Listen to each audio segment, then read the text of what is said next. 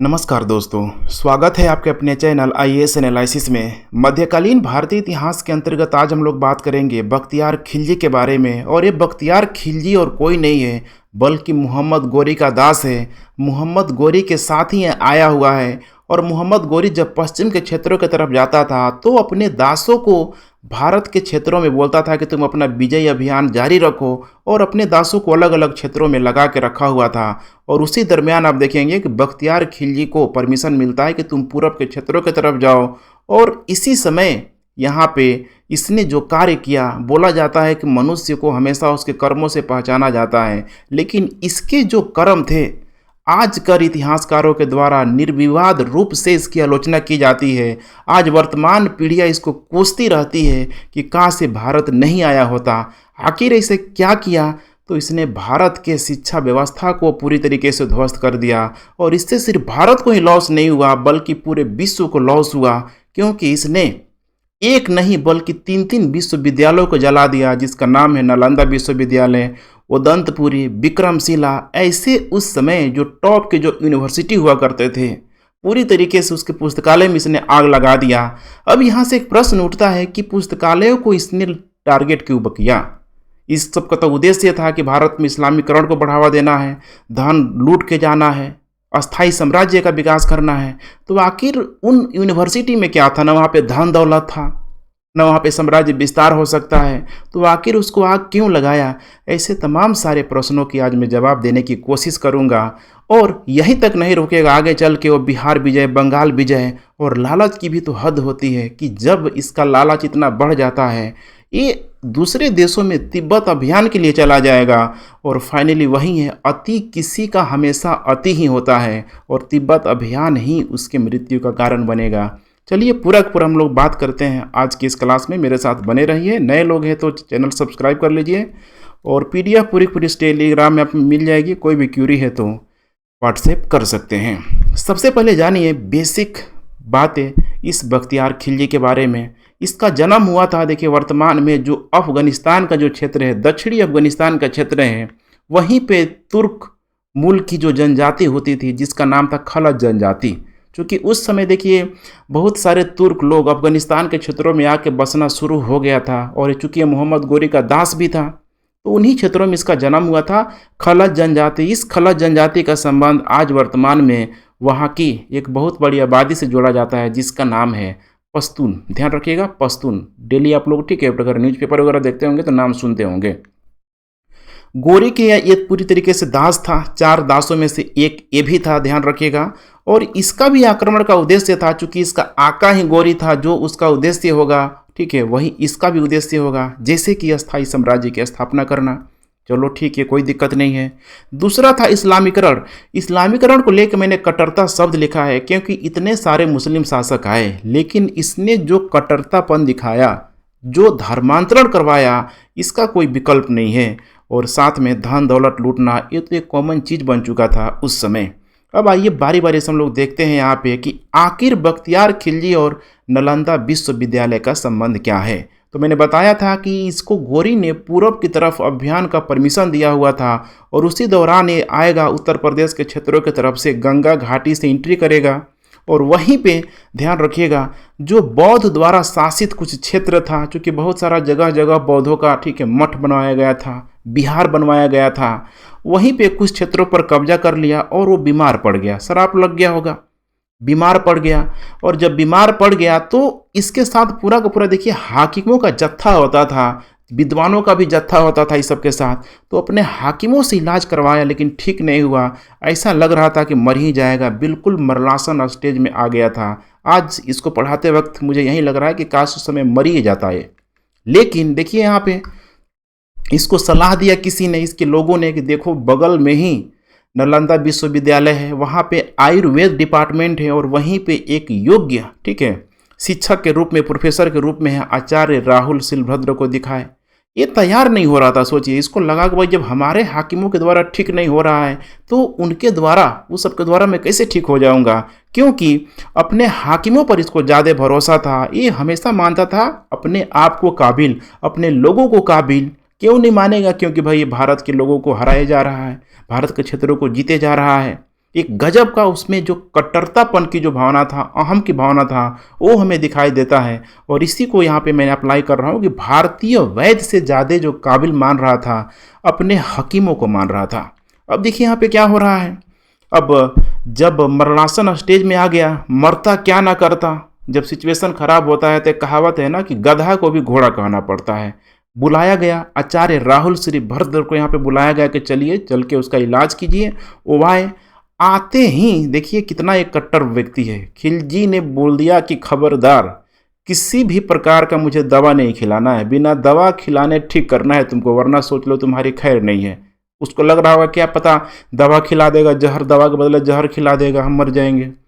अब आचार्य शिलभद्र की यही है, आप समझ सकते हैं कि एक बहुत ही जो योग्य व्यक्ति होता है ना, वो जब इस तरह की गतिविधियां होती है तो कहीं न कहीं वो अपने मन में विकल्प तलाश कर लेता है। बोले ओके जी हजूर, ठीक है, मैं ठीक कर दूंगा। और कुछ दिनों बाद वो खिलजी के पास एक कुरान लेकर पहुंचे। कुरान ही क्यों? क्योंकि भाई मुस्लिमों का धर्म ग्रंथ के रूप में कुरान है। कुरान से भाई एक जो कट्टर मुस्लिम है वो तो अटैच करेगा ही करेगा, बाकी भी लोग करेंगे, लेकिन बार बार मैं कट्टर कर रहा हूँ इसके कार्यों की वजह से। कुरान लेके पहुंचे और उनको टारगेट दिया, बख्तियार खिलजी को टारगेट उन्होंने दिया कि देखो भाई इतना से इतना तुम्हें पढ़ना है डेली के डेली, सुबह शाम इतने बजे, शाम को इतने बजे, दोपहर में इतने बजे, ठीक है, इतने दिनों तक तुम्हें पढ़ना है। कार्य करने लगा। बख्तियार खिलजी कुरान को पढ़ा और ठीक हो गया। अब यही सबसे बड़ी समस्या है ना कि पढ़ा कुरान को और ठीक हो गया, तो ये भी तो लूल नहीं है। इसको भी मन में आ रहा है कि हम ठीक कैसे हो गए। फिर उसके बाद से ऐसा माना जाता है कि जो भी कुरान था, कुरान की ठीक है जांच पड़ताल की गई उसके हाकिमों के द्वारा। फिर उनके हाकिमों के द्वारा पता लगा लिया गया कि भाई उसमें कुछ न कुछ ठीक है मेडिसिन, कुछ आयुर्वेद दवा है, हो कुछ पैरासीटामोल वगैरह का, ठीक है, हो सकता है कि लेप वगैरह होगा उसमें। अब यहीं से बेचारा वो पूरा तरीके से देखिए चिढ़ गया। यहाँ से एक प्रश्न आता है कि क्या कुरान पढ़ने से ठीक हो गया? अब यहाँ पे एक ही लाइन का इसका जवाब होगा कि बिल्कुल नहीं, कुरान पढ़ने से ठीक नहीं हुआ, क्योंकि श्री भद्र ने कुरान के कुछ पन्नों पर देखिए दवा का लेप लगा दिया था। वह थूक के साथ उन पन्नों को पढ़ता गया और धीरे धीरे, ठीक है, जैसे बच्चे को रूप में समझिए, बच्चे को एक चम्मच में होता है ना छोटी छोटी जो दवा को पीस के एकदम उसको चटाया जाता है जीभ में, कार्य करने लगता है धीरे धीरे। कुछ इसी टाइप का देखिए उसके भी साथ होने लगा, ठीक हो गया बेचारा। अब खिलजी परेशान था कि भाई इतना योग्य भारत के लोग कैसे हो सकते हैं, भारत की शिक्षा व्यवस्था कैसे हो सकती है, भारत का आयुर्वेद कैसा हो सकता है। ऐसा नहीं है, ठीक है, ऐसा यही है, मैं बार बार बोल रहा हूँ कि अहम की भावना व्यक्ति के अंदर जब आ जाती है ना, तो वही है विनाश काल विपरीत बुद्धि। एकदम यही हो गया इसके साथ, चूंकि सत्ता पावर इसके साथ थी तो कुछ भी कर सकता था। अब इसको यही डर खाने लगा कि एक भारतीय विद्वान शिक्षक को उनके हकीमों से ज़्यादा ज्ञान कैसे हो सकता है। हम इनके क्षेत्रों में जीत रहे हैं, कंट्रोल कर रहे हैं, हमें वो अदम्य साहस है, हमें वो अदम्य ज्ञान है, हर चीज़ को अपने आप को सर्वश्रेष्ठ समझना। और उसी समय इसने माना गया कि इसने ठान लिया कि हम इस देश से, भारत देश से ज्ञान को ख़त्म कर दूंगा, बौद्ध धर्म को ख़त्म कर दूंगा, क्योंकि मेन जड़ यही है बौद्ध धर्म। आयुर्वेद की जड़ों को मैं नष्ट कर दूंगा यहाँ पे। और बस यहीं से नालंदा विश्वविद्यालय की विनाश का दौर यहाँ पे शुरू हो गया। देखिए यहाँ पे परिणाम स्वरूप खिलजी ने नालंदा की महान पुस्तकालय में आग लगा दी और लगभग 9 मिलियन पांडुलिपियों को इसने जला दिया। अब यहाँ पे एक प्रश्न उठता है कि आखिर, ठीक है, नालंदा विश्वविद्यालय में पुस्तकालय को ही क्यों आग लगाया? अब समझ रहे हैं ना पुस्तकालय को, क्योंकि पुस्तकालय देखिए ज्ञान का भंडार है, मेन आप कहते हैं ना रॉ मटेरियल है, रॉ रिसोर्स है वहाँ पे। आज के समय में ऐसा नहीं है कि हार्ड कॉपी है, सॉफ्ट कॉपी है। उस समय जो भी पांडुलिपियों को देखिए, बुद्ध जो धर्म था लगभग 5वीं 6वीं शताब्दी ईसा पूर्व में आया हुआ था। लगभग 1500-1600 सालों का इतिहास, 1500-1600 सालों का ज्ञान, इतने सारे लोगों के द्वारा, ठीक है, जो भी खोज किया गया आयुर्वेद में, सबको यहाँ पे बर्बाद के, ठीक है, मैंने बर्बाद करके जला के सब यहाँ पे ख़त्म कर दिया। अब यहाँ पे नेक्स्ट समझिए नालंदा विश्वविद्यालय के बारे में कि आखिर क्या था नालंदा विश्वविद्यालय, क्यों, ठीक है, टारगेट क्यों किया, तो समझ में आ ही गया। नालंदा विश्वविद्यालय के बारे में यहाँ पे देख लीजिए क्या था उस समय। संस्कृत के 3 शब्द हैं, ना आलम दा। इसे होता है ना, 3 शब्दों को मिला के बना हुआ है, ठीक है, जिसका अर्थ है न रुकने वाला ज्ञान का प्रसार, यहाँ से रुक ही नहीं सकता है, क्योंकि इसकी स्थापना गुप्तों के द्वारा की गई थी। और अभी ये देखिए लगभग 11वीं-12वीं शताब्दी में आ रहा है, बिल्कुल अभी ठीक है अपने चरम अवस्था पे चल रहा है। जानकारी इसकी मिलती है बहुत सारा, जो इसके बारे में जो रिसोर्स है, चूँकि 2 यात्री आया है, चीनी यात्री, एक तो ह्वेनसांग है और दूसरा इत्सिंग है, 7वीं शताब्दी में, ध्यान रखिएगा, ह्वेनसांग और इत्सिंग, ठीक है। ह्वेनसांग के बाद ह्वेनसांग आएगा हर्षवर्धन के समय, और जस्ट उसके बाद से इत्सिंग ही आएगा 7वीं शताब्दी में। और ये सब आके बोला कि ये तो भारत का, ठीक है, मैंने ये जो है ये पूरा का पूरा यूनिवर्सिटी दुनिया का सबसे बड़ा विश्वविद्यालय है ये, ध्यान रखिएगा, दुनिया का सबसे बड़ा ये लोग विश्वविद्यालय बताया। और यहाँ पे नालंदा में जो अभी वर्तमान में पाई जाती है अभिलेख मुद्राएं, ठीक है, जो भी रिसोर्स के रूप में जो मौजूद है, जिसको आप पुरातात्विक साक्ष्य के रूप में जानते हैं, इसकी बताया गया इसमें कि इसकी जो स्थापना थी 5वीं सदी में ही किया गया है गुप्तों के द्वारा। उस समय गुप्त जो शासक, ध्यान रखिएगा, कुमार गुप्त हुआ करता था, ध्यान रखिएगा, कुमार गुप्त के द्वारा इसकी स्थापना करवाई गई थी। अब यहाँ पे गुप्तों ने देखिए सबसे अधिक जो बल दिया था, ब्राह्मण धर्म के प्रमोट के लिए बल दिया था, लेकिन गुप्तों को, ठीक है, इस मामले में मानना पड़ेगा कि एक धार्मिक सहिष्णुता की भावना को लेके, एक ब्राह्मण धर्म को मानते हुए उन लोगों के द्वारा देखिए बौद्ध धर्म के भी यहाँ पे एक बहुत बड़ा विश्वविद्यालय की जो स्थापना कराई गई थी कुमार गुप्त के द्वारा कराई गई थी। उद्देश्य यही था कि देखिए ध्यान, कॉन्सेंट्रेशन, मेडिटेशन, ठीक है, अध्यात्म हर तरह से यहाँ पे होना चाहिए। अब यहाँ पे प्रश्न आता है कि नालंदा में क्यों इतना बड़ा जो जगह था, पूरा पूरा एरिया था, तो नालंदा का जगह इसीलिए चुना गया कि इसमें जो गौतम बुद्ध थे इन क्षेत्रों में कई बार, ठीक है, आए थे, रुके थे, इसीलिए इस नालंदा के क्षेत्रों को ही चुना गया कि यहीं पे यूनिवर्सिटी यहाँ पे बनेगा। अब नेक्स्ट बात करते हैं, नालंदा विश्वविद्यालय को बोला गया कि तक्षशिला के बाद दूसरा सबसे प्राचीन विश्वविद्यालय के नाम से जाना जाता है। अब देखिए ह्वेनसांग और इत्सिंग ने बोला था कि दुनिया का सबसे बड़ा विश्वविद्यालय है, ध्यान रखिएगा, लेकिन अगर देखा जाए तो नालंदा विश्वविद्यालय तक्षशिला के बाद दूसरा सबसे बड़ा, ध्यान रखिएगा, प्राचीन विश्वविद्यालय है, क्योंकि ऑलरेडी अभी वर्तमान में पाकिस्तान के क्षेत्रों में जो तक्षशिला का जो क्षेत्र है, ध्यान रखिएगा, वो भी एक बहुत बड़ा यूनिवर्सिटी हुआ करता था। वहीं जहाँ से कौटिल्य हो गया, कौटिल्य के फादर हो गए जो वहाँ के प्रोफेसर हुआ करते थे, ठीक है, ध्यान रखिएगा। ऐसा माना गया कि 800 सालों तक, ध्यान रखिएगा, 800 सालों तक ये अपने अस्तित्व में रहा, चूँकि 4वीं-5वीं शताब्दी में ऑलरेडी नालंदा विश्वविद्यालय की स्थापना हो चुकी थी।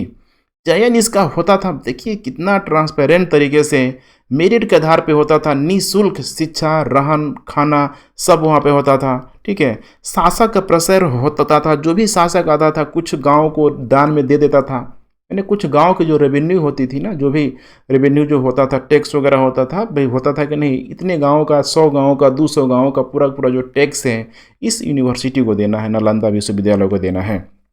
कई विद्वानों ने इसमें पढ़ाई की, हर्षवर्धन हो गया, धर्मपाल, वसुबंधु, धर्मकीर्ति, आर्यभट्ट को माना गया था कि उस समय कुलपति हुआ करते थे। बहुत अधिक एविडेंस नहीं है, लेकिन माना गया है कुलपति थे उस समय, ठीक है। नागार्जुन, इतने सारे योग्य लोगों ने इसी नालंदा विश्वविद्यालय से स्टडी किया हुआ था। पूरे विश्व से देखिए उसमें जो छात्र आया करते थे, कोरिया, जापान, चीन, तिब्बत, इंडोनेशिया, ईरान, ग्रीस, मंगोलिया, समझ रहे हैं, माने पूरा का पूरा देख पा रहे हैं आप इतना बड़ा जो एरिया है, लगभग एशिया के हर एक देश से यहाँ पे आ रहे हैं। बिल्कुल आज जैसे कि MIT में होता है, हार्वर्ड में होता है, इतना बड़ा देखिए उस समय ये नालंदा यूनिवर्सिटी यहाँ पे हुआ करता था। तकरीबन 10,000 विद्यार्थी और 2,000 के आसपास यहाँ पे अध्यापक भी हुआ करते थे। बिल्कुल एक समझ रहे हैं ना, एक रेसिडेंशियल टाइप का था, हॉस्टल भी था, खाने पाने में खान जो होता है ना, रहने खाने की जब सुविधा थी, एज ए टीचर भी थे। एक बहुत बड़ा यहाँ पे लाइब्रेरी भी हुआ करता था, ध्यान रखिएगा। कई विषय इसमें पढ़ाए जाते थे, लिटरेचर, एस्ट्रोलॉजी, साइकोलॉजी, ठीक है, लॉ, एस्ट्रोनॉमी, साइंस, वारफेयर, इतिहास, मैथ, आर्किटेक्चर, भाषा विज्ञान, इकोनॉमी, मेडिसिन, देख पा रहे हैं पूरा पूरा लिस्ट है। ऐसा कोई सब्जेक्ट आपको देखने के लिए नहीं मिलेगा जहाँ पे यहाँ पे स्टडी नहीं करवाया जाता था।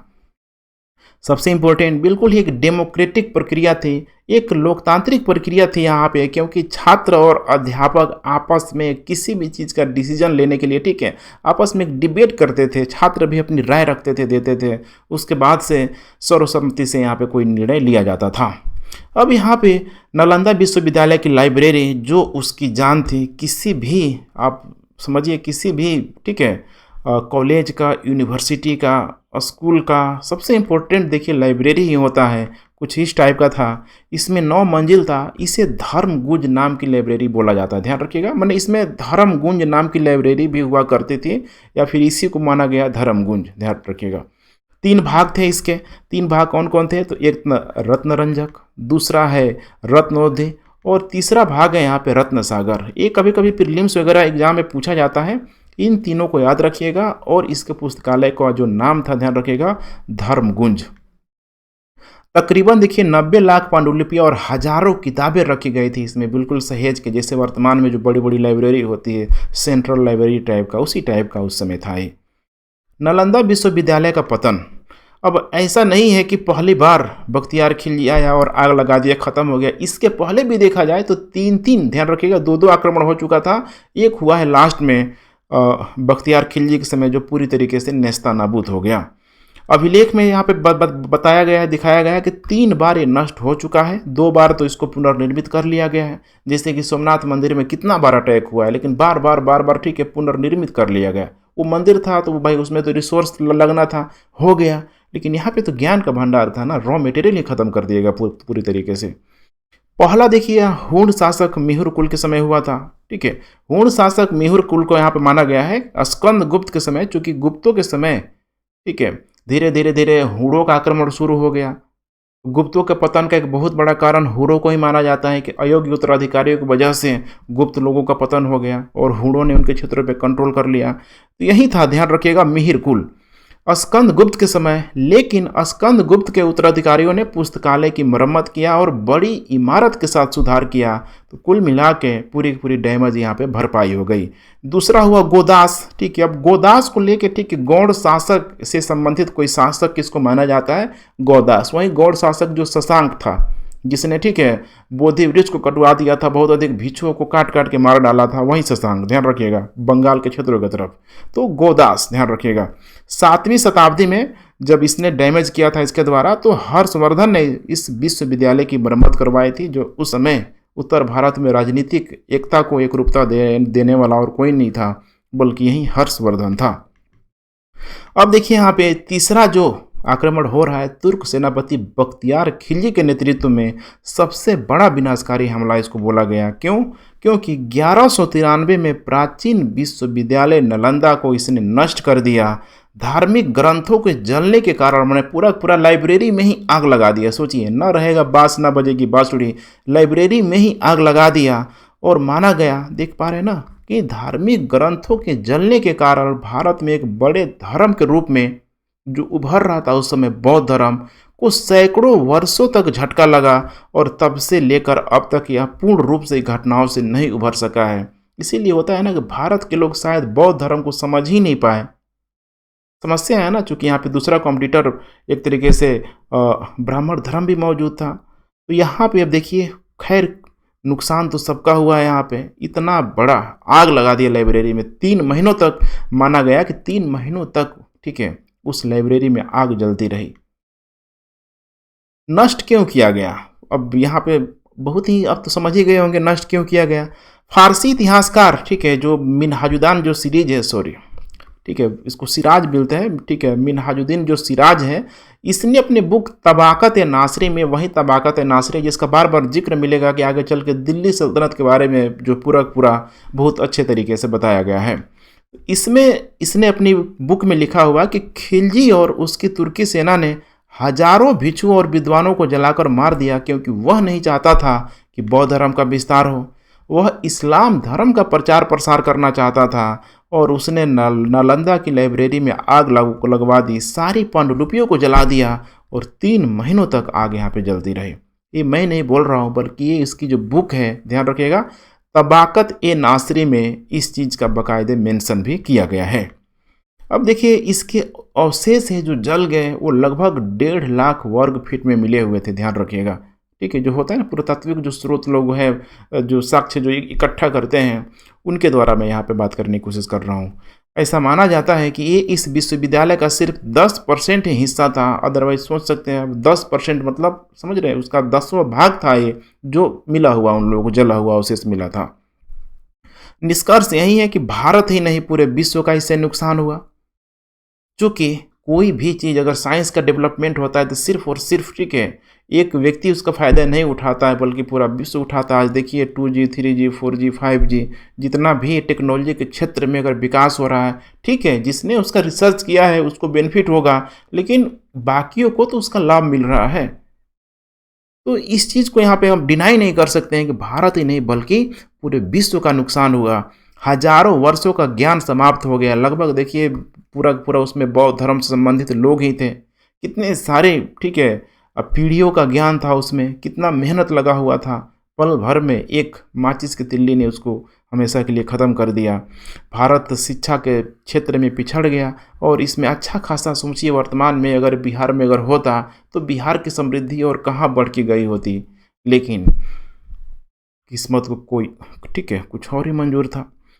यहाँ पे संसद द्वारा देखिए 2010 में अभी वर्तमान में कहा जा रहा है कि इस चीज़ पे ध्यान दिया गया और नालंदा यूनिवर्सिटी एक्ट लाया गया 2010 में कि नालंदा का जीर्णोद्धार करना है। और अभी खुशी की बात है ठीक है कि इसके जो हेड अमर्त्य सेन को उस समय जीर्णोद्धार के लिए बनाया गया था और 2014 से ध्यान रखिएगा एडमिशन यहाँ पे ओपन हो गया है।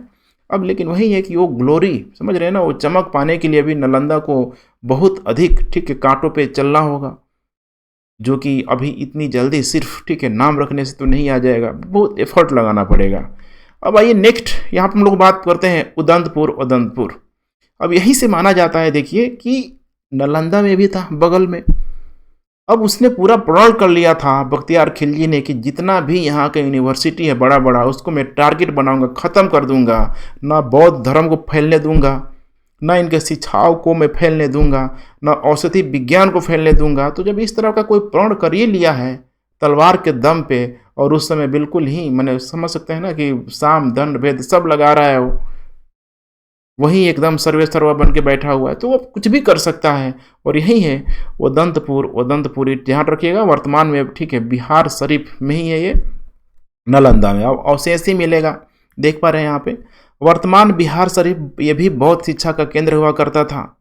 उत्खनन कार्य नहीं हो पाया है आज तक यहाँ पे, इसीलिए कहा जा रहा है कि इसकी जो जानकारी है बहुत कम लोगों की इनकी जानकारी मिल पाई है और एग्जाम में इससे रिलेटेड प्रश्न बहुत कम ही बनता है, ध्यान रखिएगा ठीक है। क्योंकि जब उत्खनन हो जाएगा पूरा का पूरा इसके गर्भ में क्या दबा हुआ है तो चीज़ें और अधिक यहाँ पे क्लियर हो जाएगी। स्थापना कहा जा रहा है कि पाल वंश के प्रथम शासक ठीक है गोपाल के द्वारा किया गया था 7वीं शताब्दी में। ये वही पाल वंश से ध्यान रखिएगा जो राष्ट्र कुटुंब जो त्रिपक्षीय जो संघर्ष था जबरदस्त हुआ था गुर्जर प्रतिहार के द्वारा, राष्ट्रकूटों के द्वारा, उसमें एक पाल वंश था। तो पाल वंश इस समय तक काफ़ी देखेंगे तो कमज़ोर ठीक है, मैंने इस समय तक मतलब जब बख्तियार खिलजी आया था तब उस समय काफ़ी हद तक कमज़ोर हो चुका था वो। तो उसी का ध्यान रखिएगा। एक शासक हुआ करता था गोपाल, ध्यान रखिएगा एक गोपाल आएगा एक धर्मपाल आएगा। तो धर्मपाल के द्वारा विक्रमशिला विश्वविद्यालय की स्थापना किया गया था। तो गोपाल 7वीं शताब्दी में किया हुआ था। संभवतः इस उदंतपुरी की ख्याति नालंदा और विक्रमशिला की अपेक्षा कुछ अधिक यहाँ पे बढ़ गई थी। ऐसा माना गया है कि ये नया नया खुला हुआ था उस समय, तेज़ी से ध्यान रखिएगा तेज़ी से होता है ना अपने इंफ्रास्ट्रक्चर के लिए अपने ज्ञान के लिए तेज़ी से फैल रहा था। तो अब इस चीज़ को तो सुन ही रहा था बख्तियार खिलजी, बगल में था वो, उसको लगा कि नहीं भाई अभी तेज़ी से फैल रहा है, इसे भी काट डालो, इसे भी ख़त्म कर डालो यहाँ पे। और यहाँ पे देख पा रहे खिलजी ने 1197 ईस्वी में, ध्यान रखिएगा बख्तियार खिलजी ने 1197 ईस्वी में यहाँ पे भी आक्रमण किया और माना गया कि इस विश्वविद्यालय को चारों तरफ से घेर लिया। उसमें जो भी मॉन्क वगैरह लोग थे, देख रहे हैं ना, बहुत भिक्षु वगैरह जो लोग थे, कोई उपाय न देखकर ये खुद ये लोग अपने आप में ठीक है इतना एक अहिंसा के पथ पे चलने वाला लोग हैं। लेकिन देखिए जब सामने समझ रहे हैं ना, सामने जब तलवार से जब कटाई शुरू होती है तो देखिए किस हद तक आदमी कहीं तक आदमी जा सकता है। तो देखकर स्वयं ही संघर्ष करने लगे। अधिकांश को तो मौत के घाट उतार दिया गया। कुछ भिक्षु देखिए बंगाल तथा उड़ीसा की ओर भाग गए और अंत में इस बिहार में भी उसने आग लगवा दिया। इस यूनिवर्सिटी के अंतर्गत ठीक है छोटा छोटा जो भी था कह सकते हैं कि कॉलेज के रूप में सब आग लगवा दिया। ये भी यहाँ पे पूरी तरीके से नष्ट हो गया। विद्या का यह मंदिर सदा सदा के लिए नष्ट हो गया। अब तीसरा नंबर आ रहा है, ध्यान रखिएगा, बिहार विजय। इसी दौरान यहाँ पे 1202 ईस्वी, बिल्कुल मैं घटनाक्रम से मैं आपको बताने की कोशिश कर रहा हूँ कि बिहार की राजधानी उस समय, ध्यान रखिएगा, एक शासक हुआ करता था जिस शासक का नाम था राजा इंदुमल भीरू। याद रखिएगा, राजा इंदुमल भीरू, उसकी राजधानी यही थी, बिहार शरीफ ही थी। यहाँ पे आक्रमण कर दिया। जब आक्रमण किया तो ऑलरेडी अपना पूरा इंट्रोडक्शन तो दे ही चुका था कि भाई हम क्या हैं। भाग गया है राजा भीरूमल, ध्यान रखिएगा, भाग गया, ठीक है। और बिहार का प्रथम मुस्लिम शासक यही है बख्तियार खिलजी। बिहार का प्रथम तुर्की मुस्लिम शासक यही है बख्तियार खिलजी। धीरे धीरे अब, ठीक है, जाएगा और वहाँ के लोगों को भी मारेगा, काटेगा, धर्मांतरण करवाएगा, ठीक है। ध्यान रखिएगा, 1200 ईस्वी में आया हुआ है कश्मीर का जो प्रसिद्ध है, नाम याद रखिएगा, संत शाक्य श्रीभद्र। संत शाक्य श्रीभद्र ये उदंतपुर और विक्रमशिला के बौद्ध बिहारों में आया, किंतु उन्हें नष्ट पाया। तो ऐसा माना गया है कि जो उदंतपुर हो गया, विक्रमशिला जो विश्वविद्यालय है, लगभग 1200 ईस्वी के पहले ही इस बख्तियार खिलजी के द्वारा ख़त्म किया गया है। लेकिन कुछ यहाँ पे कंट्रोवर्सी है कि 1202-3 के आसपास माना जाता है कि विक्रमशिला को ख़त्म किया हुआ है। अब आइए नेक्स्ट हम लोग बात करते हैं विक्रमशिला विश्वविद्यालय की ही। यही है, देख पा रहे हैं, वर्तमान में भागलपुर का एक गांव का नाम है, ध्यान रखिएगा, अंतिचक गांव, ठीक है। ये भी एक बौद्ध शिक्षा का केंद्र था और इसकी जो स्थापना किया गया था पाल वंश के शासक धर्मपाल के द्वारा लगभग 770 से लेके 800, ठीक है, 10 ईस्वी के आसपास। चूँकि एक यूनिवर्सिटी है, बनने में समय लगता है, ठीक है, तो यही रेंज है, ध्यान रखिएगा, एग्जाम में इस टाइप का रेंज दे सकता है। ये बौद्ध धर्म की वज्रयान शाखा का प्रमुख केंद्र था, ध्यान रखिएगा, वज्रयान शाखा की प्रमुख केंद्र था, पूछ सकता है। यहाँ न्याय, तत्वज्ञान और व्याकरण की शिक्षा यहाँ पे दी जाती थी। नेक्स्ट यहाँ पे देखिए, बख्तियार खिलजी ने अब यहाँ पे भी अटैक कर दिया। ठान तो लिया ही था कि हमें पूरी तरीके से नष्ट करना था। 1202 से लेके 1203 ईस्वी के आसपास माना गया है। विशाल पुस्तकालय में इसके भी आग लगा दिया। न रहेगी बांस, न बजेगी बांसुरी। सोचिए, उस समय यहाँ पर 160 विहार थे जहाँ विद्यार्थी अध्ययन कर रहे थे। इस प्रकार यह महान विद्यालय जो उस समय एशिया भर में विख्यात था, खंडहरों के रूप में तब्दील हो गया। इस प्रकार 3 विश्वविद्यालय की, देखिए कितनी दुखद अंत है। इतना मेहनत, इतनी पीढ़ियों का मेहनत पूरा का पूरा यहाँ पे ख़त्म हो गया। अब बात करते हैं हम लोग बंगाल विजय की। 1204 से लेके 5 तक, तो बिहार तक तो आ ही गया है। अब आप यहाँ पे देख पा रहे हैं, ये जो इधर का जो एरिया है इस गंडक नदी के आसपास, सॉरी, ठीक है, यहाँ पे जो गंगा नदी का जो एरिया है इधर ही है यहाँ पे। अब यहीं पे आना है नीचे इसको बंगाल में। तो बंगाल में उस समय, ध्यान रखिएगा, सेन वंश का शासक था 1204 से 5 ईस्वी के बीच। बिहार विजय से उत्साहित, ठीक है, बंगाल विजय की भी उसने योजना बनाया कि हम जा ही रहे थे और चले। उस समय बंगाल में सेन वंश का शासक था, ध्यान रखिएगा, लक्ष्मण सेन का शासन था। राजधानी उस समय उसकी नदियाँ हुआ करती थी, ठीक है। इसको थोड़ा सा मैप में आप लोग देख लीजिए, थोड़ा क्लियर हो जाएगा। नदियाँ, ठीक है, यही है नदियाँ का एरिया, देख पा रहे हैं यहाँ पे नदियाँ, ठीक है, बिल्कुल यहाँ पे मिल जाएगा आपको जो नदी है यहाँ पे, ठीक है, गंगा नदी की जो एक शाखा है वहीं भी आप देखने के लिए मिल जाएगी, ठीक है। राजधानी नदियाँ। लक्ष्मण सेन के दरबार के कुछ ज्योतिषों ने ऑलरेडी भविष्यवाणी पहले कर दिया था कि देखो एक व्यक्ति आ गया है, बिहार तक आ गया है, अब तुम्हारे क्षेत्र में भी हमला करने वाला है। अब बहुत सारे लोग उसके भाग भी गए, ठीक है, जो भाग के चले गए उधर पूर्वी बंगाल की तरफ, वर्तमान में भाग के चले गए।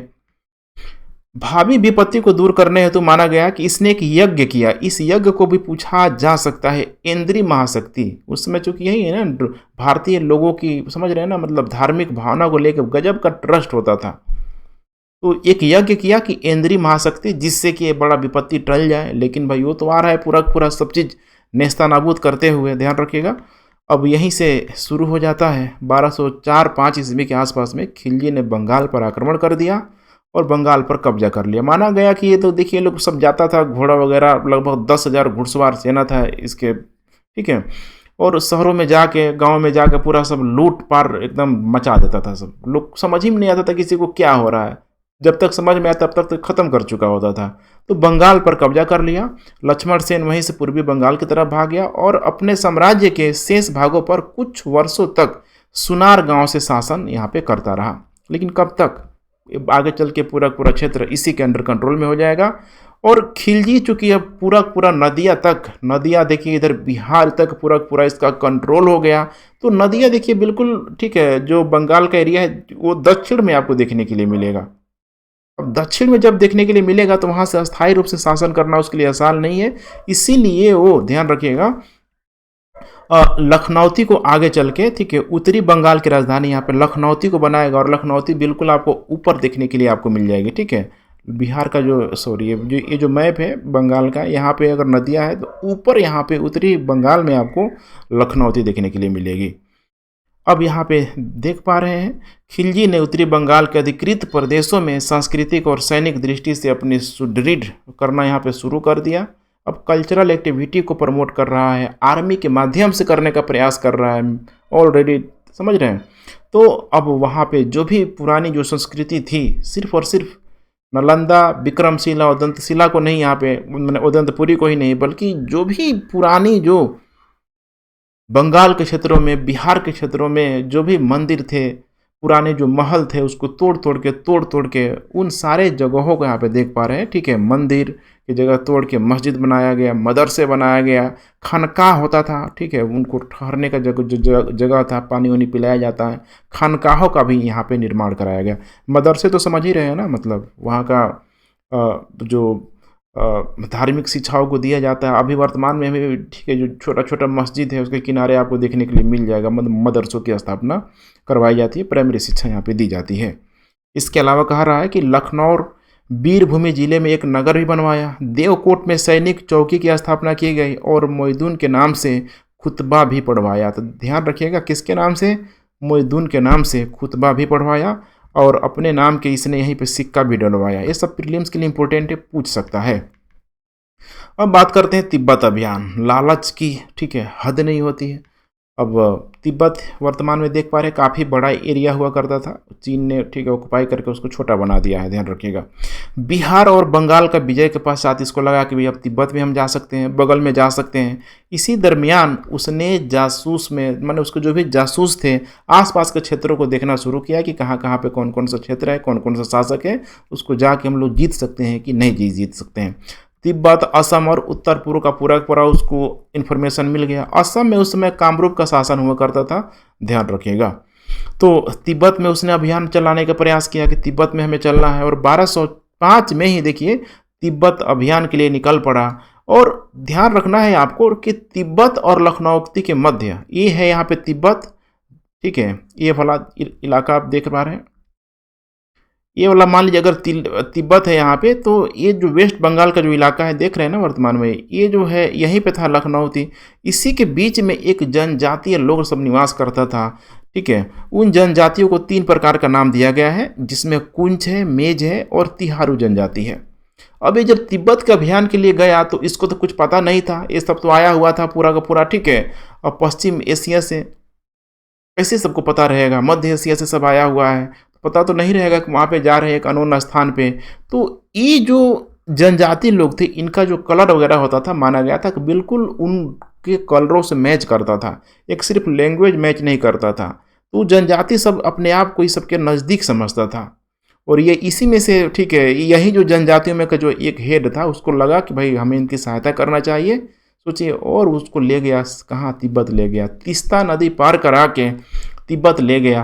अदरवाइज ये लोग तिब्बत जा ही नहीं पाता, क्योंकि वहाँ का जियोग्राफिकल लोकेशन समझ रहे हैं ना, मतलब बंगाल से तिब्बत जाना इतना आसान नहीं है, बहुत टफ है, लेकिन फिर भी ये ले गया, ध्यान रखिएगा। और आगे चल के इस सबका धर्मांतरण भी करवा लिया इन तीनों जनजातियों का। इन 3 जनजातियों का यहाँ नाम याद रखिएगा, कुंच माने मेज माने मेघा, और यहाँ पे तिहारू। 15 दिनों तक सब चलता रहा, भूखे प्यास चलता रहा, घोड़ा वगैरह उस एरिया में कहाँ मिलेगा, घास भी नहीं मिलेगा पूरा पूरा हिमालयन रेंज में। और तब जाके वहाँ पे एकाएक नगरों पर आक्रमण किया। अब तिब्बत को आप समझ रहे हैं ना, तिब्बत में वहाँ पे पूरा मार्शल आर्ट वगैरह शुरू से सिखाया जाता है। काफ़ी शांतिप्रिय लोग हैं, बुद्धिस्ट मॉन्क लोग वहाँ पे काफ़ी बड़ी मात्रा में रहते हैं, बांस वगैरह खूब मिलता है, पूरा बांस वगैरह का सब ठीक है फटैसा सब पूरा समझ रहे हैं ना उसका बना लिया था। नगरवासियों ने आक्रमणकारियों का सामना किया। युद्ध के बाद कोई परिणाम यहाँ पे नहीं निकला, सब हार थक गया था, पीछे मुड़ने का निर्णय लिया। अब जब पीछे मुड़ने का यहाँ निर्णय लिया तो वापस लौटते समय यहाँ पे ध्यान रखिएगा, इतिहास में जनरली ये सब घटना को गौण कर दिया जाता है। असम का जो शासक था, जो कामरूप, वो तो समझ रहा था कि बगल में एक मुस्लिम शासक आ गया है।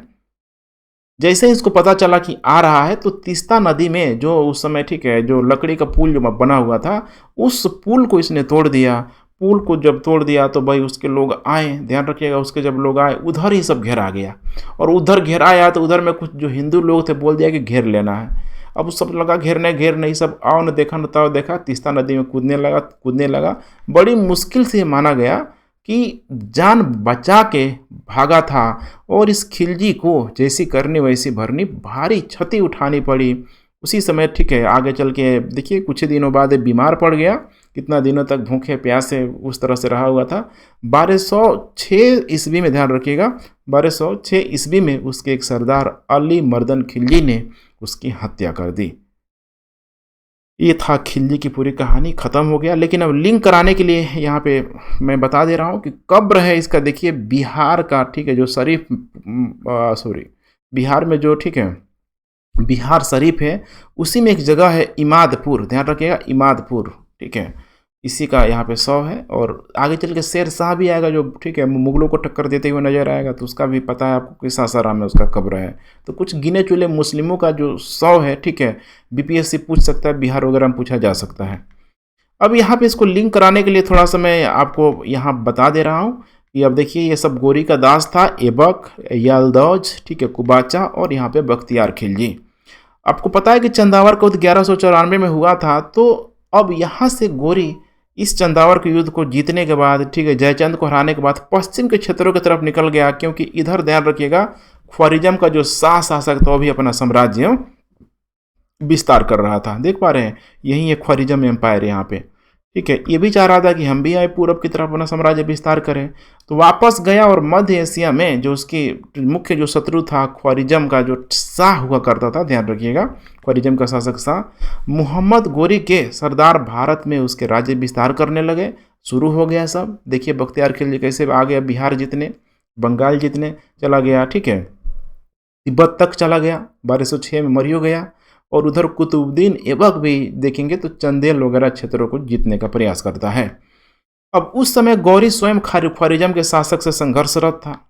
उसी समय माना जाता है कि 1205 ईस्वी में ख्वारिज्म के शाह ने एक युद्ध होगा अंध खुद के युद्ध में गोरी को परास्त कर दिया।